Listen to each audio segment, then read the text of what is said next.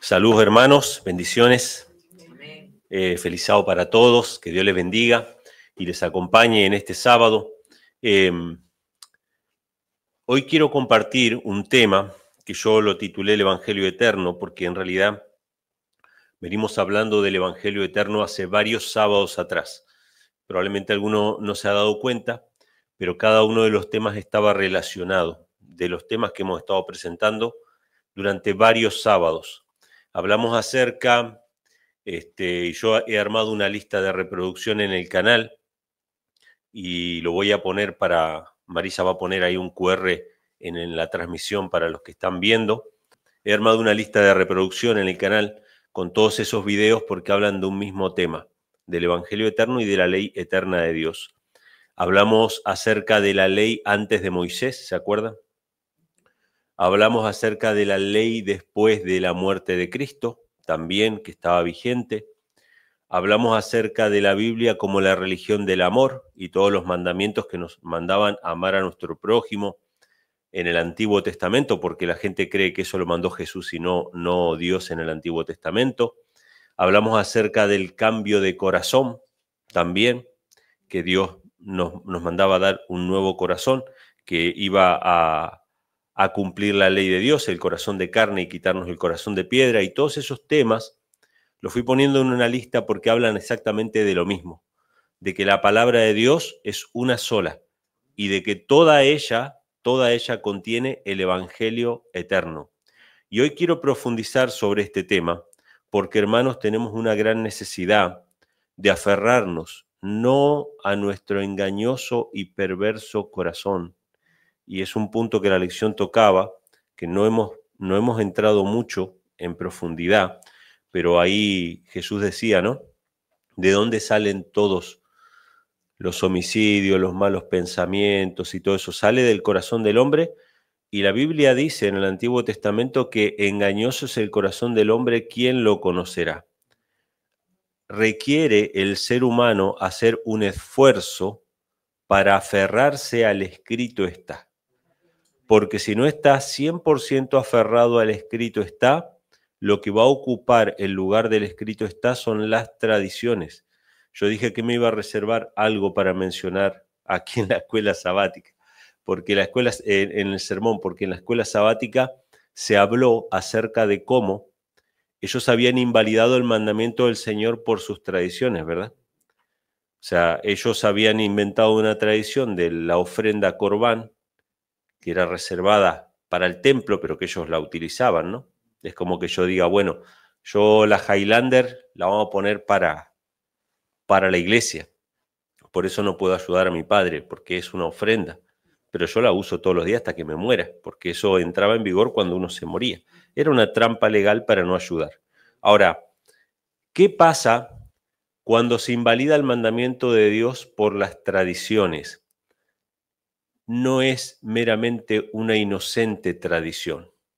Cuando hablamos de tradiciones de hombres, hermanos, y tenemos que tomar conciencia, las tradiciones de hombre traen como consecuencia dolor y sufrimiento. Dolor y sufrimiento. Porque ¿quiénes eran los que quedaban desprotegidos con esta tradición del Corbán? Los padres. No era simplemente una tradición, mira qué bonita tradición de hombre, inofensiva. No, toda tradición trae como consecuencia dolor y sufrimiento. Voy a mencionarles una tradición de hombre, hermanos. El celibato de los sacerdotes en la Iglesia Católica. Es una tradición que no está en la Biblia. ¿Pero es una tradición inofensiva? Claro que no. Y todo el mundo lo sabe. Pueden defenderlo si quieren, pueden tratar de justificarlo, pero todo el mundo sabe y cada día se va a saber más, porque todos los pecados de Babilonia van a quedar al descubierto, que no es una tradición inofensiva, ¿sí?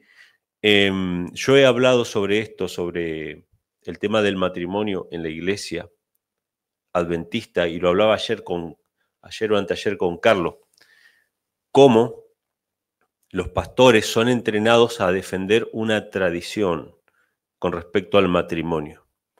cuando hay violencia en el matrimonio, ¿qué suelen hacer los pastores? ¿Aconsejan la separación o la desaconsejan? Eso es una tradición de hombres, hermanos. ¿Trae sufrimiento o no trae sufrimiento? Trae sufrimiento, porque Jesús ni siquiera, cuando él habla acerca de la carta de divorcio, él habla acerca de la fornicación. Usa esa palabra, no la palabra adulterio. Obviamente que el adulterio es una causa de divorcio. Se deriva y es un pecado sexual como la fornicación. Pero cuando Jesús dice la única causa, está hablando de cuando el hombre se llevaba a la mujer a la noche de bodas y en la noche de bodas se daba cuenta de que no era virgen. Fornicó en la casa de su padre y él tenía derecho ¿a qué? A dar carta de divorcio. Para eso fue dada la carta de divorcio. Pero ¿qué inventaron los fariseos? ¿Es lícito divorciarse por cualquier causa? Esa fue la pregunta. Ellos daban carta de divorcio por cualquier causa. Hasta el día de hoy, los judíos practican que si una mujer es estéril, no puede tener hijos, el marido se puede dar carta de divorcio y buscar otra que le dé hijos. Tradiciones de hombres hermanos, y eso trae dolor y sufrimiento.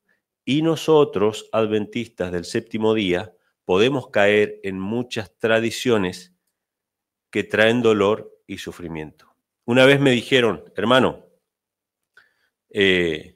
nosotros tenemos que aprender a juzgar las cosas entre nosotros y no ir a las autoridades, a los magistrados. Yo entiendo que eso se refiere simplemente a cuestiones eclesiásticas, cuestiones entre nosotros que no tienen mayor, digamos, importancia que el ámbito de la iglesia. Nosotros juzgamos en la iglesia lo que tiene que ver con la iglesia. Pero hay mucha gente que cree así.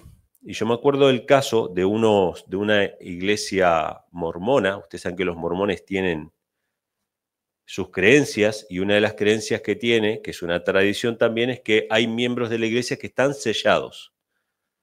O sea, no todos, pero hay algunos miembros que ya están sellados y ya están escogidos, y esos van a ser salvos, no importa lo que haga.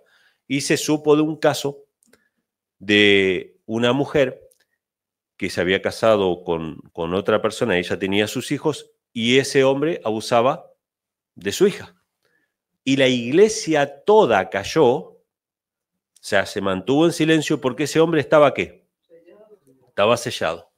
Hasta la madre, o sea, estoy hablando tradiciones, hermanos, de hombres traen sufrimiento en mayor o en menor grado. Y hasta en muchos casos va a traer ¿qué cosa? Mal testimonio. Aunque no estemos haciendo algo tan grave como eso, pero cuando nosotros nos guiamos por tradiciones de hombres que no están escritas en la santa palabra del Señor, lo que vamos a hacer es causar sufrimiento. Y cuando hablábamos recién, Víctor, que hablábamos acerca de cómo se puede juzgar también con respecto al lavamiento de manos, que pasa muchas veces en la iglesia con respecto a la alimentación o otros temas, ¿qué es lo que se elimina, aparte cuando se instala esa tradición? Aparte de eliminarse la palabra de Dios, ¿qué se elimina? La misericordia y el amor hacia nuestros hermanos. Entonces hay hermanos que están condenando, juzgando, criticando, atacando a otros porque no siguen la tradición de moda que esas personas están teniendo. Entonces, hermanos, es importante que toda nuestra fe esté basada y arraigada en la santa palabra de Dios. Y en esta mañana quiero leer algunos pasajes nada más que muestran cómo el Evangelio, ¿qué es el Evangelio? Las buenas nuevas, las buenas noticias, el plan de salvación, la gracia de Cristo, todo eso estaba profetizado en el Antiguo Testamento. Ahora, como eso puede darse a interpretaciones, vamos a leer casi todos los textos del Nuevo Testamento, porque vamos a ver cómo los apóstoles, como hombres inspirados, decían que el Evangelio estaba allá, en el Antiguo Testamento, a través de los profetas. Entonces vamos a leer el primer texto, que está en Gálatas capítulo 3, versículos 6 al 9. Gálatas capítulo 3, versículos 6 al 9, mientras ustedes van buscando este pasaje, se nos habla allí del ejemplo más grande de la fe que hubo en el Antiguo Testamento, Y es el ejemplo de Abraham, ¿sí? Vaya que si Abraham conoció el Evangelio de primera mano, conoció el plan de salvación de primera mano, ¿sí? Comprendió lo que el Padre sintió al entregar a su único hijo, ¿sí? Ese era el plan de salvación, era el Evangelio, estaba en el Antiguo Testamento, y Gálatas capítulo 3, versículo 6 dice así: así como Abraham creyó a Dios y le fue contado por justicia. ¿Cómo fue salvo Abraham? Por la fe sola. Hay hermanos cristianos dispensacionalistas que dicen, Abraham, dispensación de la gracia, de Moisés para acá, dispensación de las obras, y Jesús para acá, dispensación de la gracia de vuelta, porque obviamente no pueden evitar este ejemplo acá. Pero vamos a ver que en realidad siempre fue igual, porque ¿quién es otro que dice el justo por la fe vivirá? ¿Un profeta del Antiguo Testamento, Habacuc? Habacuc capítulo 2 dice el justo por la fe vivirá, y eso es de Moisés para acá. O sea que evidente, o siempre fue por la fe, ¿sí? O hay algún problema ahí. Entonces dice que él creyó y le fue contado por justicia. Ahora, ¿ese que le fue contado por justicia significa que él no obedeció nada? Evidentemente no. Texto para anotar, Génesis 26:5. No lo vamos a buscar ahora, pero Génesis 26:5 dice, y guardó Abraham todos mis mandamientos, preceptos, estatutos y leyes. O sea, Abraham guardó todos los mandamientos del Señor, fue obediente en todas las cosas, pero fue justificado por la fe. Hasta incluso se circuncidó, como señal de la fe que tuvo estando incircunciso. Versículo 7, sabed por tanto que los que son de la fe, estos son hijos de Abraham. Y la Escritura, previendo que Dios había de justificar por la fe a los gentiles, predicó antes el Evangelio a Abraham, diciendo, en ti serán bendecidas todas las naciones. Así también los de la fe son bendecidos con el creyente Abraham. Fíjense, hermanos, uno de los temas que tocamos también fue, en esta lista de videos está el tema de la fe y las obras, ¿no? La verdadera fe que... Y fíjense que acá dice que ¿quiénes son hijos de Abraham? Los que tienen la fe de Abraham. ¿Y qué le dijo Jesús en Juan 8 a los fariseos? Si ustedes fueran hijos de Abraham, ya no dice la fe, las obras de Abraham harías. O sea que no era que Abraham tenía fe, pero no tenía obras. Abraham tenía fe y tenía obras. La fe y las obras son la misma cosa. Entonces, los que tengan la fe de Abraham son hijos de Abraham, dice, ¿no? Y dice que en el versículo 8 que se le predicó antes el Evangelio a Abraham. O sea que Abraham no conoció otra cosa, no conoció otro mensaje más que el Evangelio, porque el Evangelio es eterno, ¿sí? Ahora, texto para anotar es Génesis 12, versículos 1 al 3, donde ahí menciona, ¿no?, que Dios le dijo a Abraham, vete de tu tierra, de tu parentela, de la casa de tu padre, a la tierra que yo te mostraré, haré de ti una nación grande, te bendeciré y engrandeceré tu nombre, y serás bendición, y bendeciré a los que te bendijeren, y a los que te maldijeren maldeciré, y serán benditas en ti todas las familias de la tierra. Esto era predicarle el Evangelio a Abraham. Yo lo voy a poner en otras palabras para que a todos les quede claro. Dios le dijo a Abraham que él iba a tener un descendiente por medio del cual se iba a bendecir a todo el mundo. Todas las naciones de la tierra iban a ser benditas en la simiente de Abraham. Esa fue la predicación del Evangelio a Abraham. Y Abraham no solamente que creyó el Evangelio, lo tuvo que vivir y experimentar en su propia carne al entregar a su hijo. Y tuvo un encuentro cara a cara con Cristo. ¿Quién se acuerda del encuentro cara a cara que tuvo Abraham con Cristo? Cuando iban a destruir Sodoma, ¿se acuerdan? Que él tuvo un encuentro con Jehová y habló con Jehová e intercedió por Sodoma y Gomorra, ¿sí? Abraham vio mi día y se gozó, dijo Jesús, ¿no? Vamos a leer otro pasaje que nos habla también del Evangelio en Romanos capítulo 1, versículos del 1 al 6. ahí se nos habla acerca también de que el Evangelio estaba en las Escrituras del Antiguo Testamento, Romanos 1, versículos del 1 al 6, y en este pasaje se nos habla acerca del Evangelio como la encarnación del Hijo de Dios, la entrega y la resurrección del Hijo de Dios. Eso es el Evangelio, aparte de que en las Sagradas Escrituras, en todas las Sagradas Escrituras, estaba registrado un ritual que se hacía todos los días, todas las semanas, todos los meses, todos los años, que era el sacrificio de animales. El cordero representaba al Mesías que iba a venir, el sacerdote representaba al Mesías que iba a ascender al cielo a interceder por nosotros, o sea que el Evangelio era predicado en símbolos, en símbolos. Romanos 1, versículo 1 dice, Pablo, siervo de Jesucristo, llamado a ser apóstol, apartado para el Evangelio de Dios. Nuevamente se menciona el Evangelio de Dios que él había prometido antes por sus profetas en las Santas Escrituras.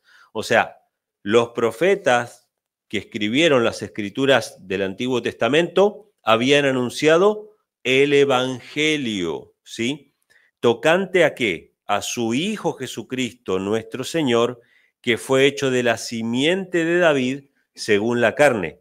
Dios tenía un hijo y lo hizo de la simiente de David según la carne, y que fue declarado ser el Hijo de Dios con poder, según el Espíritu de Santidad, por la resurrección de entre los muertos. Qué tremendo, hermanos. Cuando Cristo resucita de entre los muertos, es declarado Hijo de Dios con poder. ¿Por qué con poder? Porque ya había sido declarado Hijo de Dios anteriormente, inclusive.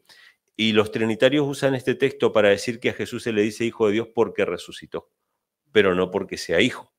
Pero tenemos un montón de otras declaraciones. En el bautismo dice, este es mi hijo en quien tengo complacencia. En el monte de la transfiguración, este es mi hijo. Cuando Jesús ora al Padre, Padre, ¿sí? Y constantemente Pedro le dice, tú eres el Cristo, el Hijo del Dios viviente. Los demonios le dicen Hijo del Altísimo, del Dios Altísimo. Entonces, cuando Él resucita, es declarado nuevamente Hijo de Dios, pero ahora con poder, porque venció, porque cumplió su tarea, ¿sí? Pero este era el Evangelio, ¿sí? Y dice, fue declarado ser Hijo de Dios con poder según el Espíritu de Santidad por la resurrección de los muertos, por quien recibimos la gracia y el apostolado para obediencia de la fe en todas las naciones por su nombre, entre los cuales estáis también vosotros los llamados de Jesucristo.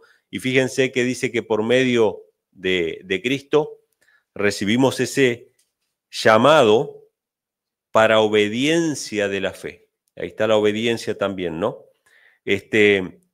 Texto para anotar de que los profetas del Antiguo Testamento predicaron el Evangelio del cual habla Pablo, Isaías 52:7. No lo vamos a leer, buscar ahora, pero se los leo rapidito. Cuán hermosos son los sobre los montes los pies de los que traen alegres nuevas. O sea, ¿qué es el Evangelio? Las buenas nuevas, del que publica la paz, del que trae buenas nuevas del bien, del que publica salvación, del que dice a Sión, tu Dios reina. O sea, los profetas del Antiguo Testamento predicaron el Evangelio, no algo diferente, hermanos. No algo diferente. Ustedes se dan cuenta cuántos sermones venimos hablando de esto, como 5 sermones más o menos que venimos hablando de esto, y estamos leyendo siempre textos nuevos y diferentes. ¿Cuánto hay acerca de este mensaje y cuán oscuro está el mundo cristiano, hermanos? ¿En qué tremenda y densa oscuridad se encuentra el mundo cristiano que piensa que Abraham tenía una religión diferente a la de Cristo, que piensa que Moisés tenía una religión diferente a la de Cristo, que nosotros no tenemos que vivir como Jesús anduvo inclusive, porque dicen Jesús cumplió la ley por mí, así que yo ya no la tengo que cumplir? Hermanos, qué tremenda oscuridad, y sin embargo hay tantos textos que nos hablan de esto. Vamos a ir a otro pasaje en Juan, capítulo 5, vamos a leer desde el versículo 45 al 47. Juan capítulo 5, versículos 45 al 47, y vemos, hermanos, cómo Satanás ha puesto la Biblia contra la Biblia y ha puesto a Cristo contra Moisés y a los profetas contra Cristo. Y con esta artimaña pretende hacernos desconfiar de la palabra del Señor. No podemos confiar en un libro que se contradice, no podemos confiar en un libro que dice una cosa y después dice otra. Si Dios no habla coherentemente, ¿cómo voy a confiar en su consejo? ¿Será que ese consejo es para mí o es para el Israel de aquel tiempo? No, eso era para los judíos, eso era para el Israel de aquel tiempo. Fíjense qué tremendo. Juan 5, versículos 45 al 47. Este es Jesús que habla a los fariseos y les dice: no penséis que yo os acusaré delante del Padre. Hay quien os acusa, Moisés, en quien vosotros confiáis. Hermanos, les voy a hacer una pregunta. ¿Los fariseos confiaban en Moisés? ¿Cómo confiaban en Moisés? Ellos confiaban en una especie de imagen o de retrato de Moisés, pero no hacían nada de lo que Moisés decía.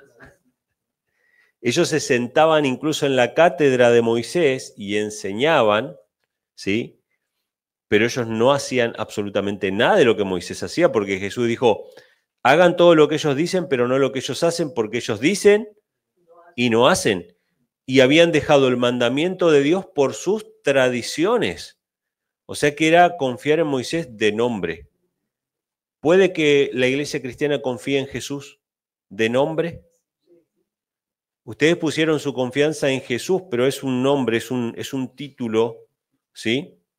Como estas mujeres que le dijeron que le decían al profeta: nosotros comeremos nuestro pan y beberemos nuestras aguas, solamente déjanos llevar tu nombre. O sea, queremos llevar tu nombre, pero nosotros hacemos lo que queremos y nos alimentamos de lo que queremos, ¿sí? Entonces, ahora vamos a ver que ellos no confían literalmente. Él le dice: ustedes confían o dicen que confían, pero vamos a ver que no. Dice: ¿pensáis que yo os acusaré delante del Padre? Hay quien os acusa, a Moisés, en quien vosotros confiáis. Porque si hubieseis creído a Moisés, me creerías a mí, porque de mí escribió él. Pero si no creéis en sus escritos, ¿cómo creeréis a mis palabras? Los cristianos piensan hasta el día de hoy que Jesús vino contra Moisés, que los fariseos creían en la ley de Moisés y Jesús quería establecer algo nuevo, y como estos eran celosos de la ley de Moisés y Jesús quería romper la ley, entonces había conflicto porque estos defendían la ley. Y hermanos, esa es una fábula que inventó Satanás y que lo implantó, lo inyectó en la sangre ya de la iglesia, y la iglesia lo tiene hasta en la sopa eso. Es un lente con el cual leen toda la Biblia. ¿Qué dice Jesús acá? Ustedes no creen en Moisés. Ustedes no hacen las obras de Abraham. Ustedes no son verdaderamente hijos de Israel. Cuando vio a un verdadero israelita, ¿se lo dijo o no se lo dijo? He aquí un verdadero israelita, ¿no? Que era Natanael. O sea, Jesús no vino contra Moisés. Jesús vino a rescatar a Moisés de una montaña de tradiciones que le habían puesto encima. Entonces acá Jesús le dice bien claro: si ustedes hubieran creído a Moisés, me creerías a mí, porque de mí escribió él. Pregunta: ¿cuándo escribió Moisés acerca de Jesús? Texto para anotar, Deuteronomio 18, versículo 15. Moisés dijo: profeta de en medio de ti y de tus hermanos como yo, te levantará Jehová tu Dios, a él oiréis. Si le hubieses creído a Moisés, me creerías a mí, porque de mí escribió él. El evangelio, la venida del Mesías, de este profeta que se iba a levantar, estaba en las escrituras del Antiguo Testamento, y como ellos abandonaron la lectura y la práctica del Antiguo Testamento por sus tradiciones, no podían identificar al Mesías que tenían adelante. Vamos a ir a Hechos de los Apóstoles, capítulo 3, versículos 22 al 26, para ver que esta era realmente la profecía. Hechos capítulo 3, versículos 22 al 26. Y vamos a ver, hermanos, cómo los apóstoles comprendieron por revelación de Dios el cumplimiento de cada una de estas profecías. No es que las profecías se podían identificar así como cualquier libro de texto que uno lee y 2 más 2 y ya. Hay un papel en la revelación de Dios, o sea, Dios acomoda cada una de estas profecías que fueron dadas, que parecieran que están sueltas y no tienen sentido entre sí, y las pone en un orden que hace que todo el cuadro cobre sentido. Habían profecías que decían que el Mesías iba a morir, que iba a ser un profeta, que iba a estar en Egipto. O sea, hay una serie de profecías que todas sueltas no tienen sentido, pero cuando se juntan y vemos una persona que las cumple a todas, es innegable. Pero esto era importante, hermanos, porque era para preservar, porque ¿cuántos falsos mesías vinieron antes de Jesús? Pero si ese falso Mesías no era guiado por el Espíritu de Dios, no podía cumplir él todas las profecías, porque uno se puede más o menos esforzar y decir, bueno, me voy a vivir a Egipto un tiempo para que se cumpla esta profecía, pero era muy difícil cumplir todas las profecías. Pero cuando alguien viera todas estas características, lo podía identificar, ¿sí? Hechos capítulo 3, versículos 22 al 26 dice, porque Moisés en verdad dijo a los padres, el Señor vuestro Dios os levantará profeta de vuestros hermanos como yo, a él oiréis en todas las cosas que os hablare. Y será que toda alma que no oyere a aquel profeta será desarraigada del pueblo. Fíjense, ¿no? O sea, había una profecía bien clara de que se iba a levantar uno al que el que no escuchara iba a ser desarraigado. Dice, sí, y todos los profetas desde Samuel y en adelante, cuantos han hablado también han predicho estos días. O sea, los profetas hablaron acerca del Mesías.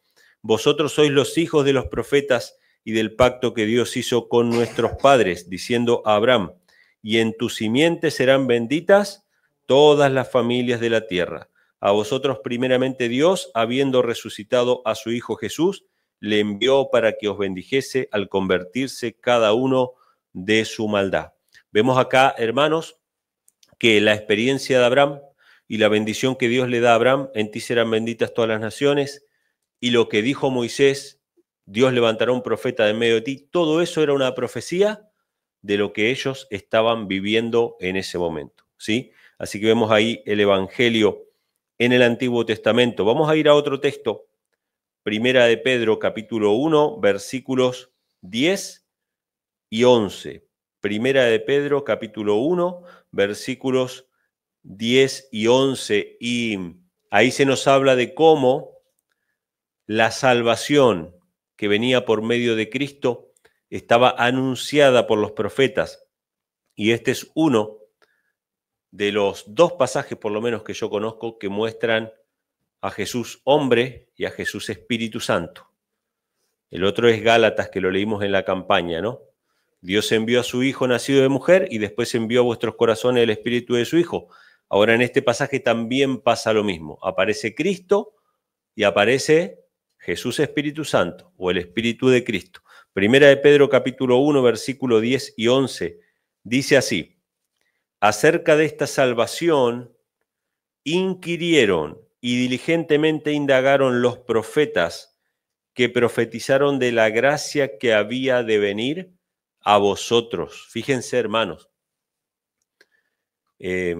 todos los profetas que vivieron antes de Cristo tuvieron que, por la fe, contemplar al Hijo de Dios. A través de símbolos, a través de figuras, tuvieron que contemplarlo por la fe. Pero la generación que vio a Jesús fue una generación privilegiada. Vieron el cumplimiento de todas esas profecías. Todos esos profetas trabajaron y sirvieron para, y hubiesen querido ver esa generación. Y ahora esta generación, como la llamó Jesús, generación perversa y adúltera, ¿no?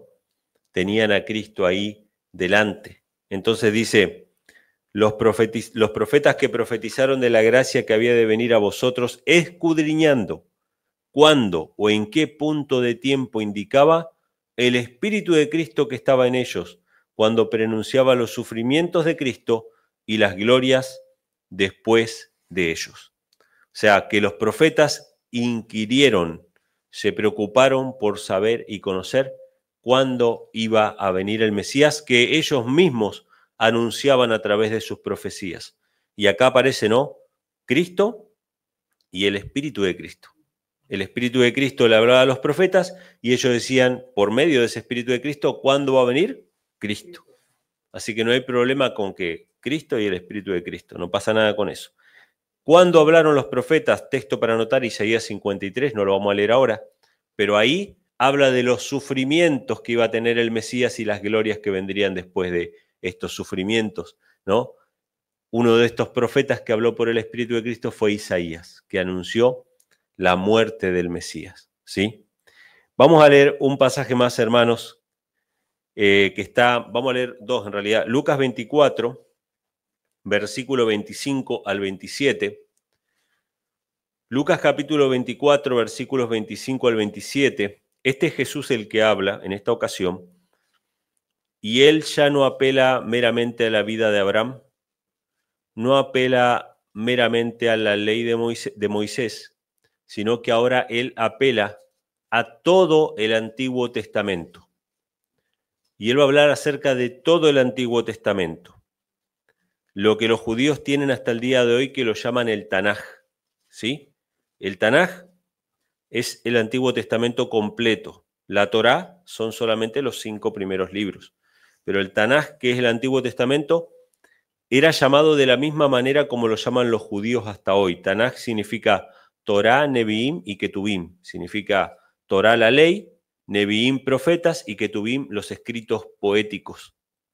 Y ahora Jesús va a mencionar exactamente eso en español, obviamente para nosotros, va a mencionar las escrituras. Lucas 24, versículo 25 al 27 dice, entonces él les dijo, oh insensatos y tardos de corazón, para creer todo lo que los profetas han dicho, ¿sí? Esto Jesús está reprendiendo a aquellos que no creyeron en la muerte y resurrección de Cristo. Que aunque Jesús les decía y los profetas decían que el Mesías tenía que morir y resucitar, y Jesús mismo se lo decía, es necesario que el Hijo del Hombre sea entregado en manos de pecadores, ellos eran tardos para creer lo que la palabra de Dios decía. Dice, no era necesario, versículo 26, que el Cristo padeciera estas cosas y que entrara en su gloria. ¿Qué decían los profetas del Antiguo Testamento? Los padecimientos de Cristo y la gloria que vendría después de ellos. ¿No lo decían eso los profetas? Y comenzando desde Moisés y de todos los profetas, les declaró en todas las escrituras lo concerniente a él. O sea, Jesús, repasando todo el Antiguo Testamento, les habló lo que la Biblia decía acerca de él. O sea que todo el Antiguo Testamento, mis hermanos, es el Evangelio. Está el Evangelio, están las promesas, ¿sí? Vamos a leer un pasaje más, hermanos, para concluir.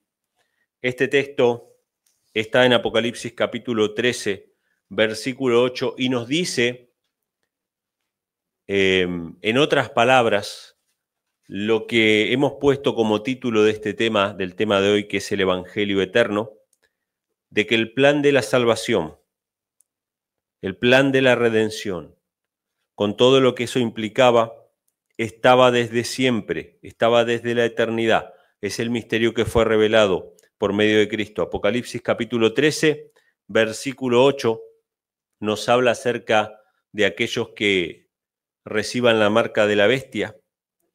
Y dice así, le adorarán todos los moradores de la tierra cuyos nombres no están escritos en el libro de la vida del Cordero. Y fíjense lo que dice el Cordero, el cual fue inmolado desde la fundación del mundo. ¿Desde cuándo fue inmolado el Cordero? Ustedes saben que en Apocalipsis capítulo 5 aparece un cordero como inmolado. En el capítulo 4 y 5, si no me equivoco.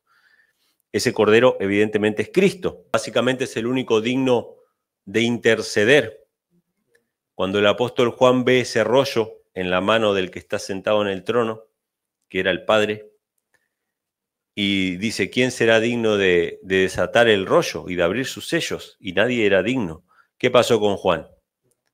Lloraba. ¿Qué había escrito en el rollo? ¿Alguien sabe? Yo he leído algunas cosas por ahí, pero la mensajera del Señor da a entender que es la historia de la humanidad, de los reinos, del pecado, los nombres escritos, y no había nadie digno de abrir ese rollo. Así que Juan llora hasta que aparece el Cordero como inmolado, que él es digno de interceder por la humanidad. Es el Cordero que quita el pecado del mundo. Y ahora este pasaje, hermanos, dice, este Cordero fue inmolado desde la fundación del mundo. ¿Por qué? Desde la fundación del mundo, porque en la misma fundación del mundo, ¿qué pasó con el ser humano? Cayó en pecado.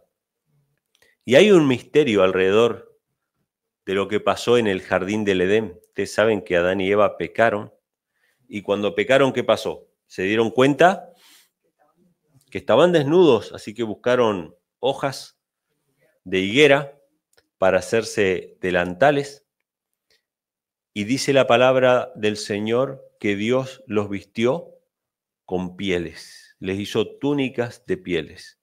Pregunta que yo hago, ¿de dónde salieron esas pieles? ¿De dónde salieron esas pieles? Una vez estaba leyendo un libro y el autor dice, ¿y entonces de dónde salieron esas pieles? Y parecía que lo iba a responder, y siguió hablando de otra cosa, y nunca respondió de dónde salieron las pieles. Él no quería decir de dónde salieron las pieles. Pero cada vez que nosotros caemos en pecado, causamos dolor y sufrimiento a los que nos rodean. En aquella época, los que rodeaban a Adán y Eva, ¿quiénes eran? Los animales. Y hubo un sufrimiento para sustento y para la vida y para cubrirse, hubo un sufrimiento. Y ese sufrimiento representaba la muerte del Hijo de Dios. A partir de ahí se empezaron a hacer sacrificios de animales y llegó el turno de Caín y Abel. Y ahí vemos claramente de que ya Dios había instituido el sistema de sacrificios y ofrendas. No fue en la época de Moisés que instituyó ese servicio, porque Abraham lo conocía, todos lo conocían. O sea, simplemente en la época de Moisés se recordaron las cosas. Antes de llegar al monte Sinaí, Moisés dijo, mañana es día de reposo.